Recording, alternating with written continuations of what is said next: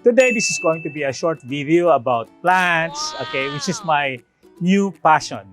Since the pandemic, I discovered this new passion. Although it has been part of my life since I was young, kasi my grandmother was into plants, my mother was a plantita, and my dad was a farmer. So gardening comes very naturally to me.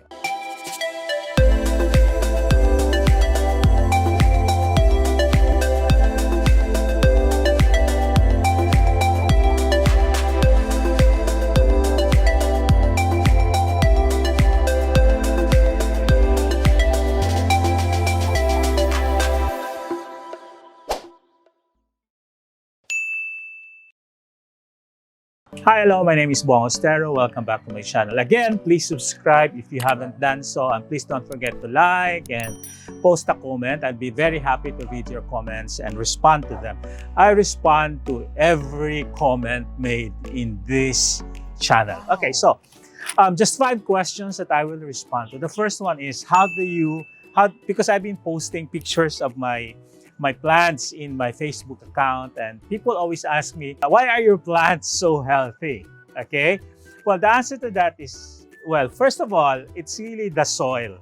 But the soil that we use is a combination of vermicast, coco peat, rice hull, and garden soil. Okay, so we mix those, and that's what we use as our planting medium for all our plants. So that's the first answer. The second answer is, how do I keep my plants healthy, or why are my plants healthy? The answer to that is, of course, fertilizer. For example, if they're new, we use a rooting fertilizer, Hormix B. We also use a product to condition the soil to remove the acidity in the soil. Okay, sige, so that's it. The second question is, what would I consider my most important tool in the garden that I would recommend to people? It would be this. Kasi if you water them every day, some plants will die. Okay, and I've learned that lesson painfully. May mga plants talagang nagmi-melt pag napapadami yung dilig. Okay, may mga plants naman na hindi mo talaga siya pwedeng diligan palagi. Okay, nag-rot yung soil. So the best way to find out is you buy something like this, which tells you essentially whether your plants need watering or not. And this is very important. For example, and we're going to turn quickly the camera. Here, these are my collection of rubber tree plants, okay? So this is Black Prince, this is Ruby, this is Burgundy, this is a Lemon Lime. Of course, I have Tall. I'll show you later. So before you water them, you make sure that you test first. So this example, it says it's wet. It's still wet, okay? But in certain parts, well, it's wet. So you don't need to water this. Okay, in certain parts, it's dry. These two measures the condition of the soil, whether it's wet, it's dry, it's normal. This is also very important for fiddle leaf. This is a fiddle leaf fig tree. Yun, maselan talaga siya kasi ideally ngayon dapat dinidiligan lang siya twice a week. Okay, so for example, this is my Bambino fiddle leaf fig tree. Okay, so it's dry. It's now dry. Okay, medyo maselan itong Bambino. Medyo maselan siya sa tubig. Kaya nga, if you notice, naka-net kami. Pero itong part na to, may plastic sa taas. Okay? So this one needs to be watered kasi dry na talaga siya. Okay, this is a Shiverina, this is a rubber tree, this is a rare rubber tree. Kaya inaalaga namin masyado. And that one is another lemon lime rubber tree na medyo matangkad na. Okay? So bago din siya diligan, kailangan i-test mo muna. Okay, this one needs to be watered already. It's dry already. So it's dry, pati sa ilalim, pati sa ibabaw. Okay, so that needs to be watered. Okay, so once again, and this comes it's the technical term for it is soil survey instrument. Okay, but some call it the soil humidifier. This comes cheap in Lazada. I think I bought this for about 400 pesos, but this has become very, very handy to me. Okay, so of course, you need to have the right watering things and things like that. Anyway, sige, so that's the second question. The third question is, what do I consider my most expensive plants? Palaging tinatanong sa akin yan. Ano ba yung plants ko na mahal? Okay? Well, alam nyo ngayon, ang mahal na mga plants kasi ay yung medyo unique yung dahon. So easily, this is one of my most rare plants. Okay? If you notice the variegation on the leaves, this is an albo syngonium. I think I'm one of the very few who has an albo syngonium na ganito na siya, na fully grown. Okay, these are all syngoniums. Okay, I collect syngoniums. Okay, so these are different types of syngonium. This is a Whitlandii.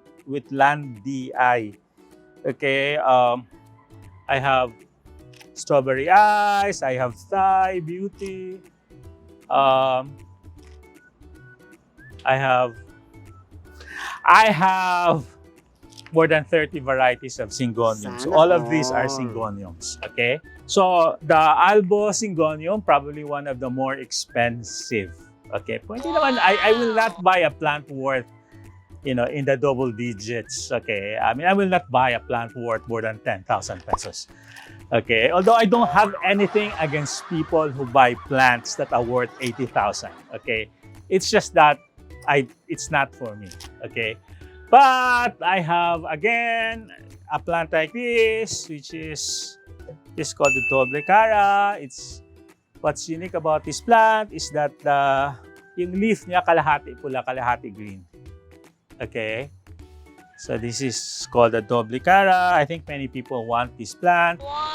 And of course, the monsteras. No, I just have 3 monsteras. This is deliciosa, monstera deliciosa.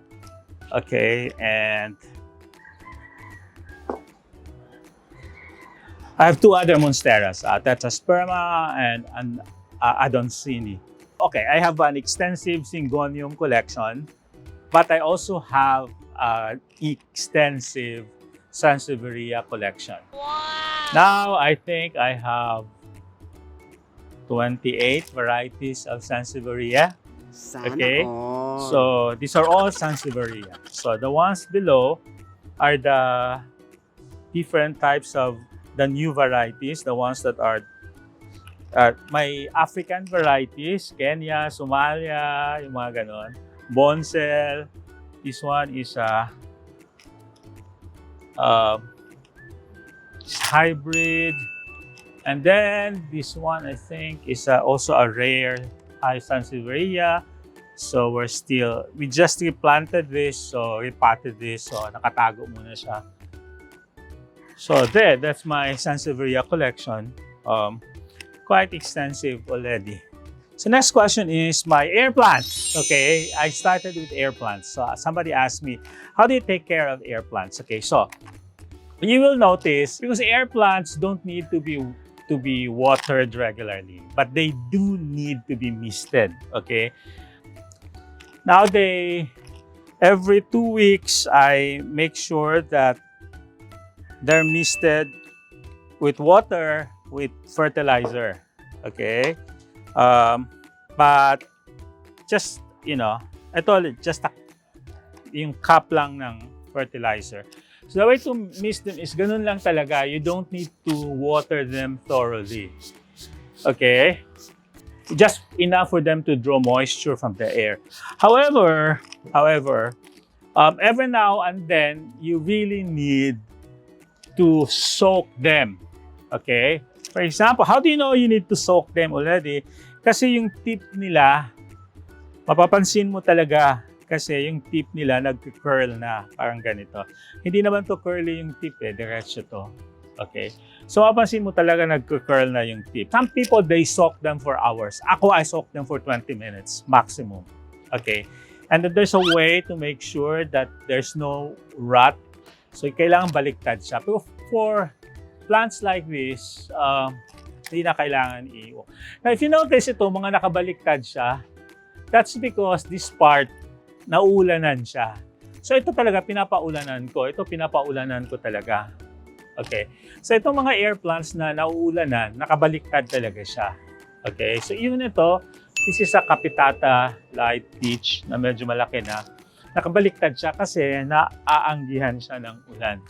So even ito, this is a creation na malaki na din. Nakabaliktad lang siya. Tsaka dito yung mga air plants dito sa part na to. Okay. Nakabaliktad siya. Even the cyaneias na nandun,